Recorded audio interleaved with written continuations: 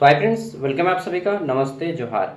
अभी हम लोग इकोनॉमिक्स का क्लास करने वाले हैं। इकोनॉमिक्स सेमेस्टर 7 मेजर पेपर 17 का। ठीक है, तो चलिए शुरू करते हैं, ज़्यादा टाइम वेस्ट नहीं करेंगे।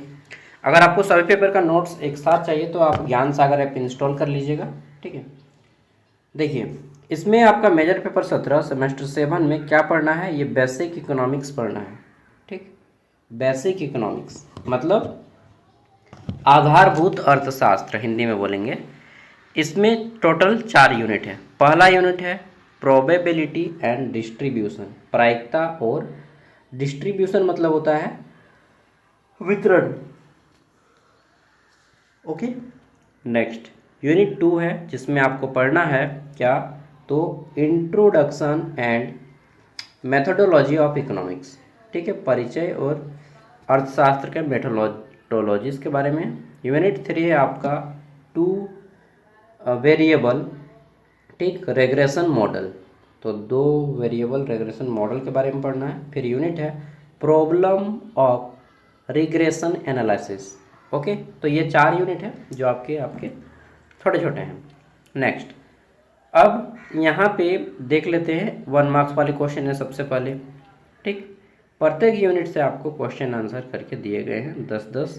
ठीक, किसी में कम है मतलब 8। टोटल आपके 30 से 35 प्रश्न 1 मार्क्स वाले हैं।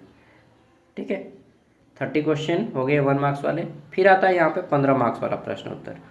ये आपका इम्पोर्टेंट है, मेन है, जिसमें पहला प्रश्न है कि यादृच्छिक प्रयोग, ठीक, प्रतिदर्श, समष्टि तथा घटना की मूल अवधारणाओं को समझाइए। उपयुक्त उदाहरण सहित इनके प्रकार की विवेचना कीजिए। ठीक है, तो ये 1 मार्क्स वाले क्वेश्चन मैं सभी प्रश्नों को दिखा देता हूँ ताकि आप इजीली सॉल्व कर सकें। फिर क्वेश्चन नंबर 2 है प्रायिकता को परिभाषित करें, क्योंकि इसमें प्रोबेबिलिटी भी है।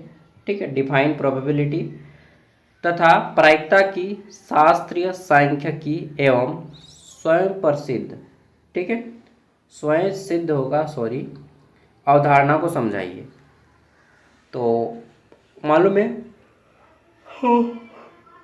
एक निश्चित घटना की प्रायिकता सदैव 1 होती है और एक अनिश्चित घटना की प्रायिकता 0 होती है। प्रायिकता कभी भी माइनस में नहीं जाता। ठीक है ना, पॉइंट में बोल सकते हैं लेकिन माइनस में कभी प्रायिकता नहीं जाएगा। तो शास्त्रीय प्रायिकता क्या है ये जानना है। फिर सांख्यिकी प्रायिकता के बारे में जानना है। स्वयं सिद्ध प्रायिकता के बारे में जानना है। उसके बाद निष्कर्ष। फिर आता है यूनिट 3 जिसमें आपको पढ़ना है प्रायिकता के योग एवं गुणन प्रमेय, सशर्त प्रायिकता तथा बेयस प्रमेय को उदाहरण सहित समझाइए। ठीक है, इसमें आपको मैथ के भी कैलकुलेशन है, तो ये पेपर काफ़ी टफ रहने वाला है। मैं पहले ही बोल दे रहा हूँ यार, आसान नहीं है ये पेपर।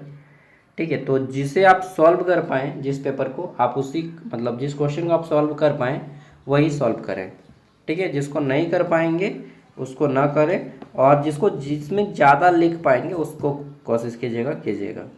क्योंकि मैथ वाला है, मैथ अगर आप कीजिएगा तो ठीक है, नहीं तो फिर थ्योरी में कीजिएगा, तो जिसको ज़्यादा अच्छे से लिख पाएंगे उसको कीजिएगा।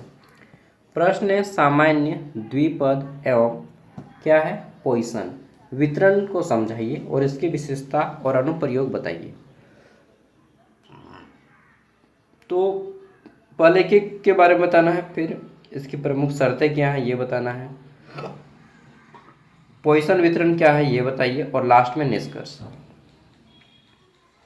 ये 5वां प्रश्न है कि परिकल्पना के प्रमुख परीक्षण, जिसमें टी टेस्ट, जेड टेस्ट तथा सी स्क्वायर टेस्ट, ठीक है, को समझाना है और इसके उद्देश्य और अनुप्रयोग के बारे में भी बताना है।